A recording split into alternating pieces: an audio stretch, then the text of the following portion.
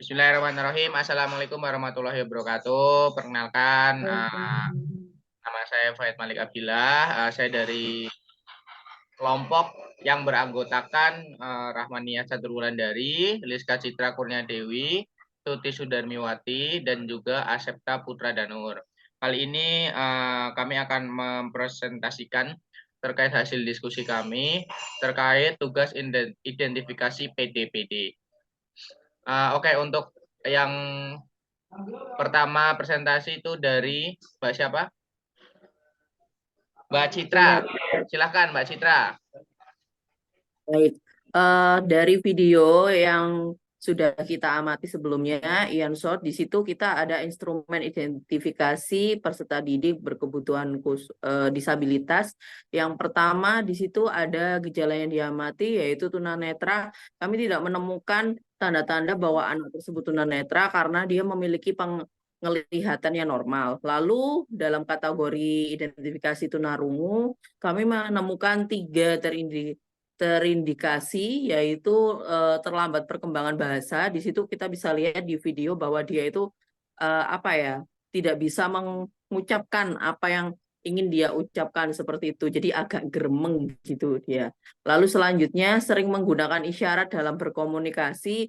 Dia memang tidak menggunakan bahasa isyarat, tetapi dia menggunakan isyarat yang apa ya, yang biasa yang pada umumnya saja dia kayak nggak bisa gitu intinya kayak gitu. Lalu selanjutnya ucapan kata tidak jelas, jadi dia itu lebih cenderung berbisik ke gurunya, di mana dia itu pada saat di video kita bisa lihat di situ dia diminta gurunya untuk ke depan untuk menunjukkan bahwa siapa yang tahu hari ini hari apa seperti itu kan. Dia itu terus gurunya ngomong, gurunya meminta itu hari apa, dia tidak bisa menyebutkan, tetapi dia kayak apa ya, geremeng, kayak suaranya kayak berdengung geremeng gitu gak jelas sambil berbisik ke gurunya Monde gitu, tapi kurang jelas seperti itu. Jadi kita anggap karena skor maksimalnya adalah 6 maka dia termasuk tidak teridentifikasi dalam hal tunarungu. Lalu selanjutnya dalam kategori tunadaksa kita hanya menemukan satu yaitu jari-jari tangan kaku dan tidak dapat digenggam. Sebenarnya jari-jari tangannya ini dapat digenggam, tapi kakunya kenapa? Karena pada saat di video ada sesi dia main apa tangkap bola, baseball, baseball apa tangkap-tangkap bola, dia tidak bisa menangkap bola tersebut seperti itu. Jadi kita kategorikan ya jari-jari tangannya kaku dan tidak dapat menggenggam. Lalu selanjutnya untuk kategori anak berbakat kemampuan kecerdasan luar biasa, di dalam video tidak terdapat detailnya, jadi kita tidak bisa mengidentifikasi. Lalu selanjutnya tunagrahita. Di sini kita menemukan dua, dua yaitu yang pertama adalah tidak dapat mengurus diri sendiri sesuai usia. Nah, di sini dapat kita ketahui bahwa mulai dari gosok gigi, menalikan sepatu, dia masih diberikan instruksi oleh orang tuanya sampai diantarkan ke sekolah seperti itu. Perkembangan bicara bahasa terlambat tadi sama bahwa dia itu tidak bisa berbicara seperti anak-anak pada normalnya, dia hanya mengeluarkan suara-suara dengungan atau geremeng seperti itu. Kadang dia bisa mengucapkan tapi berbisik pelan sekali seperti itu. Untuk identifikasi selanjutnya akan dijelaskan oleh Mbak Ami. Monggo. Mbak Ami yang nomor 6 sampai 10. Silakan Mbak Ami. Oke, kelima ya. Nah, tadi penjelasan yang sudah disampaikan oleh Mbak Citra itu yang kelima, Mas, yang kelima. Dari yang keenam. Lima ya? Aku Lima apa Dari enam? yang keenam Mbak Ami. Iya, ya enam. Ke bawah dulu, Mas. Nah, iya. Nah, lanjutan dari yang tadi identifikasinya yaitu yang keenam anak lambat belajar. Nah, di sana di dalam video itu rata-rata presentasi belajar itu peserta apa yang dialami oleh anak tersebut dalam prestasi belajar selalu rendah. nggak selalu rendah, maksudnya tuh dia merespon, hanya saja ya seperti yang tadi yang dijelaskan sama Mbak Citra itu, dia kurang dalam mengeluarkan suara. Nah, dalam yang selanjutnya itu dalam menyelesaikan tugas-tugas akademik sering terlambat dibandingkan teman-teman di usianya. Nah, kenapa dia sering terlambat? Karena psikis yang mereka miliki itu yang tidak, apa namanya ya, eh, tidak mendukung gitu loh maksudnya. Nah, seperti itu. Nah, yang ketiga itu daya tangkap terhadap pelajaran lambat. Nah, di sini juga mereka itu daya tangkapnya itu lambat karena ya tadi ketergangguan atau mental, apa sih, kayak psikis atau mentalnya itu ya itu yang menjadi faktor utama. Terus yang selanjutnya itu pernah tidak naik kelas. Nah, kalau di kasus yang seperti ini ya pasti ada yang telat belajar, ada yang ini tergantung dari IQ dan pemikirannya. Yang ketujuh itu anak yang mengalami kesulitan belajar spesifik. Nah, yang pertama anak yang mengalami kesulitan membaca atau disleksia. Nah, di sini untuk anak yang mengalami kesulitan membaca mungkin tidak terdeteksi karena mereka ketika ditanya sama gurunya ini apa dan ini apa, mereka mereka menjawab dengan cara mereka menunjukkan, bukan apa namanya, tidak langsung diucapkan seperti itu. Yang bagian B, B itu anak yang mengalami kesulitan menulis atau disgrafia. Nah, di bagian disgrafia ini juga itu peserta didik yang ada semua yang ada di kelas itu sorry, yang diamati itu tidak terdeteksi karena mereka semua bisa melakukan itu, dan hasil tulisan walaupun tulisannya itu kadang ada yang besar, kadang ya yang penting bisa dibaca. Nah, selanjutnya yang C, ke bawahan sekali Mas.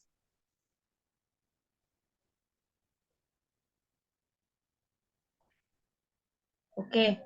Yang C, anak yang mengalami kesulitan belajar berhitung atau diskalkulia. Nah, diskalkulia ini kalau di dalam videonya itu tidak terdeteksi karena mereka tahu mana misalnya ditanya 1 ditambah 1 atau perkalian yang ini atau ini nilainya berapa gitu. Hanya saja yang mereka tidak ada yang bisa mengeluarkan suaranya, ada yang tidak.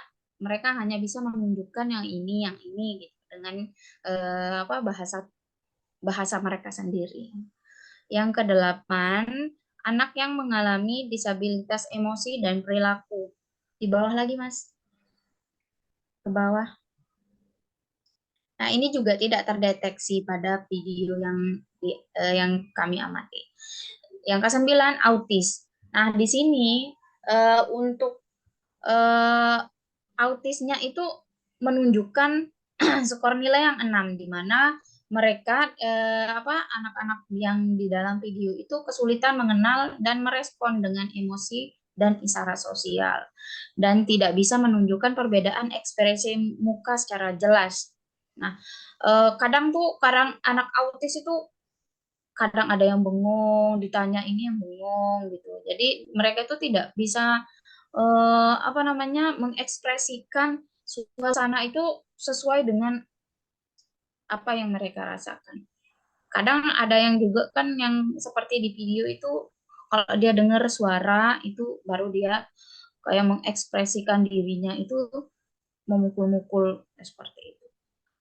Terus emosi yang kaku itu dia juga seperti itu. Sering menunjukkan perilaku dan meledak-meledak. Maksudnya meledak-meledak itu kayak dia tantrum seperti itu. Nah, menunjukkan perilaku yang bersifat stereotip, sulit untuk diajak komunikasi secara verbal.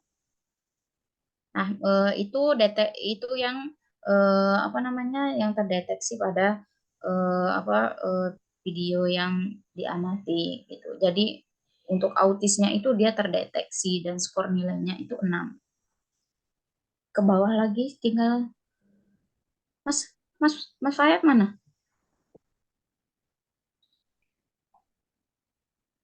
Oke. Nah, yang ke-10 ADHD, Attention Deficit Hyperactivity Disorder. Nah, yang pertama inattention. Nah, di sini di inattention-nya itu dia tidak terdeteksi. Mas lagi Mas ke bawah.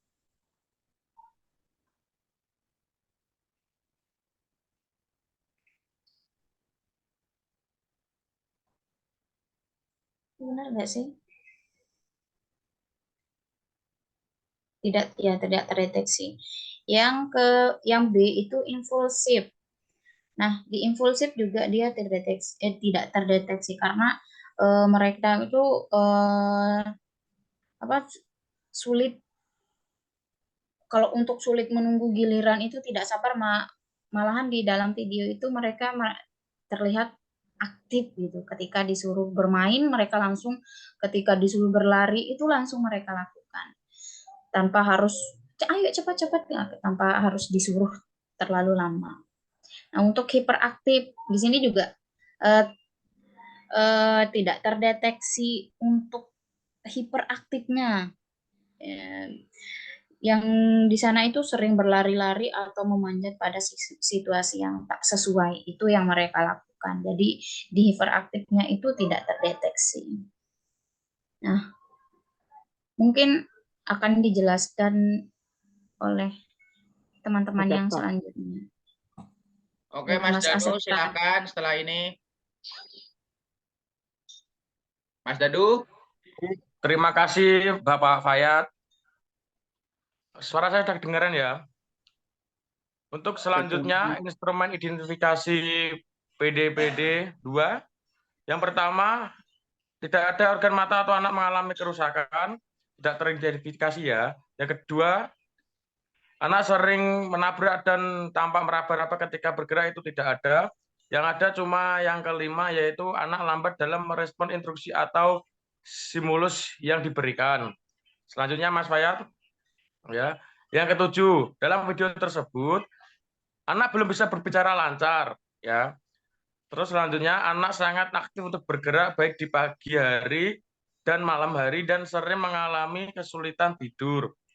Selanjutnya anak tampak kesulitan dalam melakukan bergerak atau mudah limbung atau tidak sempurna, tidak lentur dan tidak terkendali. Biasanya anak ini seperti ini susah untuk untuk kata dikasih wejangan gitu, biasanya sulit untuk menerimanya. Baik, selanjutnya akan dilanjutkan oleh Mbak Nia. Monggo Mbak Nia. Oke, silakan Saudari Nia untuk melanjutkan hasil diskusinya. Ya, suara saya sudah terdengar. Mohon maaf Mbak Nia, suaranya kurang keras.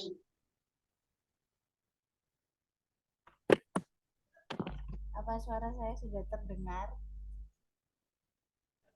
Masih kurang keras Mbak Nia. Halo?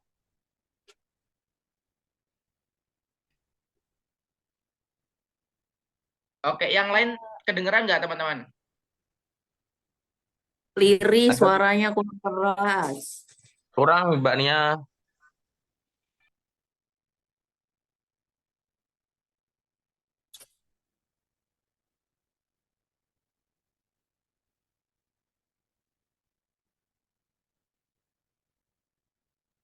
Mbak Nia pakai headset ya? Enggak.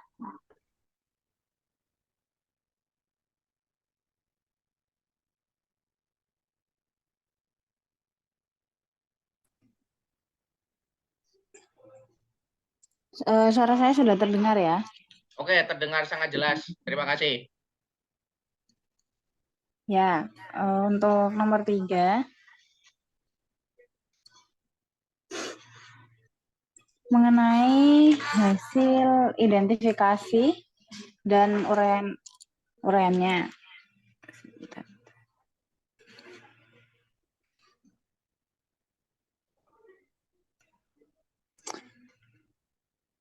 Nomor 3, karakteristik hambatan sesuai formulir identifikasi dengan uraian sering menggunakan isyarat dalam berkomunikasi. Kedua, kurang atau tidak bila diajak bicara. 3, ucapan kata tidak jelas. 4, jari-jari tangan kaku. 5, perkembangan bicara atau bahasa terlambat. 6, dalam menyelesaikan tugas-tugas akademik sering terlambat dibandingkan teman-temannya. 7, daya tangkap sangat lambat. 8, kesulitan mengenal dan merespon emosi. 9, tidak bisa menunjukkan perbedaan ekspresi muka secara jelas. 10, ekspresi emosi yang kaku. 11, sering menunjukkan perilaku dan meledak-ledak. Kedua, temuan lain karakteristik hambatan yang ditemukan tidak tercantum dalam form identifikasi. Yang pertama, melakukan gerakan berulang atau impulsif. Yang kedua, mengeluarkan suara gremeng.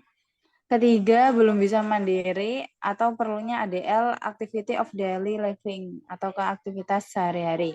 Untuk nomor 3 dan 4 dilanjutkan oleh Saudara Fayat. Oke, terima kasih Saudari Nia. Akan saya lanjutkan ya presentasinya. Yang nomor 3 itu ada dugaan sementara hambatan yang dimiliki anak. Berdasarkan formulir identifikasi diduga hambatan yang dimiliki anak adalah autisme. Nomor 4, hambatan ketika mengalami identifikasi. Yang pertama itu kurangnya pengetahuan dan pemahaman mengenai berbagai jenis disabilitas. Yang kedua, kekurangan pelatihan dan pengetahuan khusus bagi guru dalam mengidentifikasi dan mendukung anak dengan disabilitas. Dan yang terakhir yaitu mahasiswa hanya mampu mengidentifikasi berdasarkan tayangan video, sedangkan perilaku peserta didik pada tayangan video tidak ditayangkan secara detail. Mungkin seperti itu saja presentasi dari kelompok kami. Mungkin ada tambahan dari teman-teman? Halo? Tidak. Oke, tidak ada ya. Mungkin saya cukupkan saja presentasi pada kali ini, kesempatan kali ini. Kurang lebihnya mohon maaf. Wassalamualaikum warahmatullahi wabarakatuh. Waalaikumsalam warahmatullahi wabarakatuh.